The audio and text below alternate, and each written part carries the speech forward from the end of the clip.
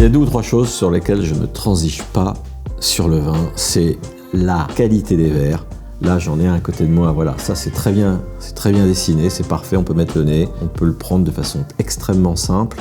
Il a un petit côté tulipe, mais je vais dans des dîners où je suis effaré, je vois des gens avec des grandes bouteilles et qui ont des verres à eau ou des verres du siècle dernier.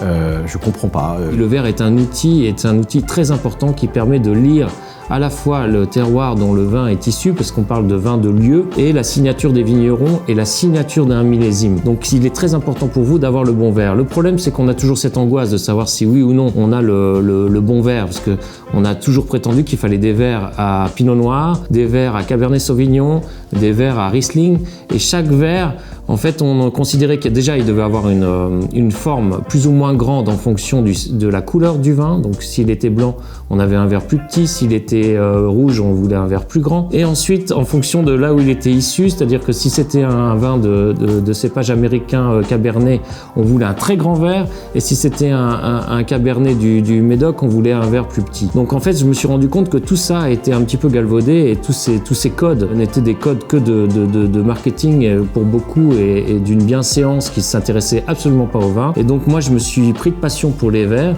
et j'ai fait 15 ans de recherche pour arriver à faire une forme qui soit universelle, dans laquelle on peut utiliser tout type de vin à l'intérieur. Donc il n'y a plus de stress. L'avantage de ça, c'est que les informations que vous allez collecter avec les verres seront toujours les mêmes. C'est-à-dire que vous n'aurez pas d'informations contradictoires parce que vous avez un verre qui serait de forme différente. Donc moi, en fait, mon idée, c'était de trouver une forme où je retrouve les informations du vin, parce que ce n'est qu'un outil. Et en fait, il n'y a pas vous, il n'y a pas l'homme et le vin, il n'y a pas le dégustateur et le vin. Sans le verre, malheureusement, il n'y a pas de possibilité d'apprécier le vin. Donc moi, ce que je propose, c'est toujours un petit peu comme quand on joue au tennis, d'amener sa propre raquette plutôt que celle du club. Et donc je vous considère toujours d'amener toujours votre verre avec vous lorsque vous allez faire des dégustations professionnelles ou non, ou en tout cas pour le plaisir. J'ai créé un verre qui est universel, qui en fait cette forme-là permet de déguster tous les vins, parce que c'est une forme vitalisante qui est complètement neutre et qui permet d'avoir un équilibre et une acidité qui est vraiment parfaite pour tout type de cépage. Le Pinot Noir, le Riesling, le Cabernet, le Merlot, tous ces cépages que vous souhaiterez. Ce qui est un peu dommage, c'est de considérer des formes plutôt traditionnelles comme ce verre-là,